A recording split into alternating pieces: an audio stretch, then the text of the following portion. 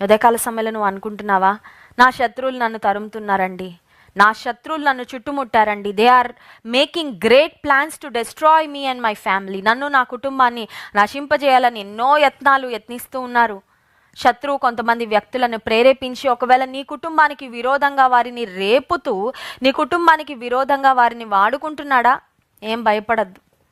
ఇశ్రాయేలీలను దేవుడు ఎలా కాపాడారో, ఫరో రథాల నుండి, ఫరో సైన్యము నుండి ఆశ్చర్య రీతిలో దేవుడు ఎలా కాపాడాడో, నిన్ను నీ కుటుంబాన్ని కూడా నీ ఊహకు మించిన మార్గాలలో దేవుడు నడిపించి అద్భుతమైన కాపుదల అనుగ్రహించే దేవుడు. ఆయన చేస్తున్న వాగ్దానం ఏంటంటే, నేనే అగ్ని ప్రాకారముగా నా ప్రజల చుట్టూ ఉంటాను. దేవుడే అగ్ని ప్రాకారముగా ఉంటే ఆ అగ్ని ప్రాకారాన్ని ఏ శత్రువు వచ్చి ముట్టడానికి ధైర్యము సాహసము చేయలేడు. ఒకవేళ సాహసించిన ఆ అగ్ని ప్రాకారానికి నశించిపోతారు తప్ప మనల్ని సమీపించే అవకాశం అయితే ఉండనే ఉండదు. యెహోవా తమకు దేవుడుగా గల జనులు ధన్యులు అనే మాట వాక్యంలో. దేవుని ప్రజలుగా ఉండడం ఎంత ధన్యత అంటే, దేవుని ప్రజల చుట్టూ దేవుడు వాగ్దానం చేస్తున్నాడు, నేనే ఉంటా ప్రాకారంగా, నేనే ఉంటా ప్రొటెక్షన్గా. I will be their shield, I will be their protector. దేవుడు